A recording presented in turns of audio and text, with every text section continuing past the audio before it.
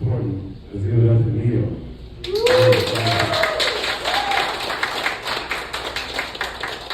Step in your shot. Oh, you're good. Got you. Thanks. What's up, y'all? How y'all doing?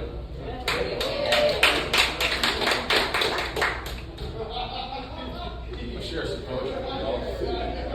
But before I do that, I want to tell you about some funny shit. So, my tattoo artist, he drew a gun on me. That's not the funny part. And I just fucking froze for like an hour. Shit was tense. Just waited until he was finished.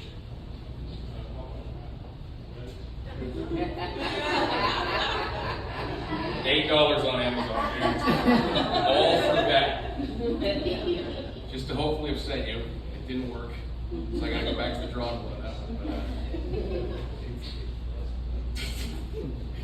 So, let me tell you about some funny shit that's been happening at work. I work for a pharmaceutical company, or as I call it, the Big Pharma Mafia. And, you know, I work with all guys, and everyone's basically a walking HR violation. I mean, the shit that we're saying here is insane. And like, but it's good because it's kind of like the mob, because it's a mutually assured destruction. No one's gonna snitch, because everybody's got a rap sheet, you know what I mean?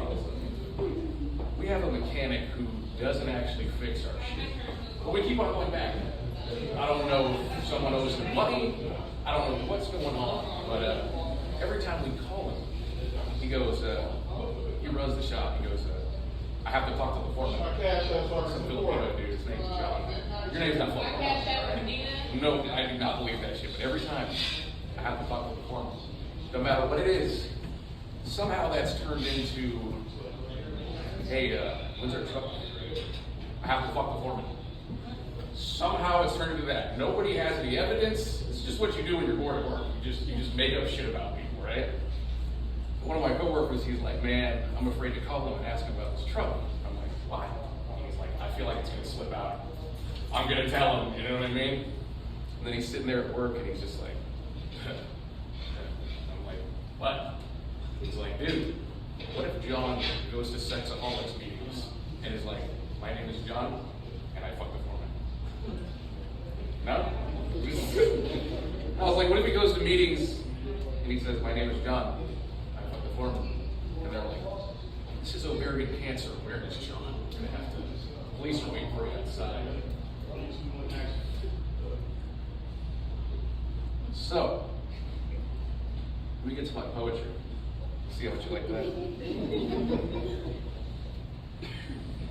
This song is called The Last Breath. And I wrote it sort of whenever my creativity gets stifled, I wrote it as like an instruction manual to get my art out of the dark. The last breath. Writers are artists who carve in and out light and darkness, planting seeds, awaiting harvest. Your cash crop will eventually float to a change in climate. So rotate your stock with your back to the horizon. Foreshadow failure so your motivation won't be idling.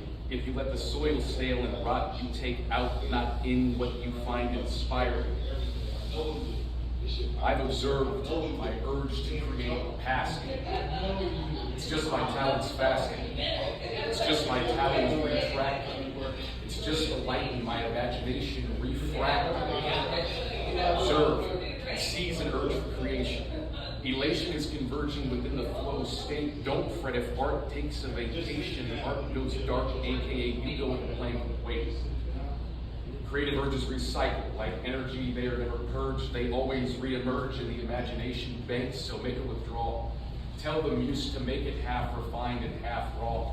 Stay out the way and keep on keeping on. Whether crickets or applause, it's full on bridle to break cosmic laws and paint the next coup de grace. I've observed many urges in my nerves to create passing. In time, I've come to find that if I rummage through tundras of wrinkled papers, I defrost, and what seems like rubbish becomes a wondrous harvest yielding an abundance of rare treasures. There is much healing that can come from a bender of wielding an ink-filled scepter, which is why I got permanent placement in southpaw penmanship. My scrolls are far out, about as far out as infinite distance, conveniently located outside the land full of wicked districts, distributed keys with grooves bent, no addition. Reborn with a critical heart condition, but it's medicinal because when my heart skips a beat, I listen. I've observed my urge to create past me. It's just my memory defragging. It's just my dopamine restacking. It's just the light in my imagination ricocheting and refracting. The more artists, the less targets. The more breeze catchers, the less honesty is censored. Since stars lit, darkness started to glint, so harness a high that would eternally insist upon bliss with the mind in the clouds and the feet bound to the cement. One high of mind persists. It consists of a writing pad strapped with a pen, writing many ends, knowing that a period is not the last breath of a sentence. Which is why I got flawless attendance at the School of Southpaw Penmanship, conveniently located outside the land full of wicked districts. Distributing keys with grooves bent and no ignition. Reborn with a critical heart condition, but it's medicinal because when my heart skips a beat, I listen. Thanks.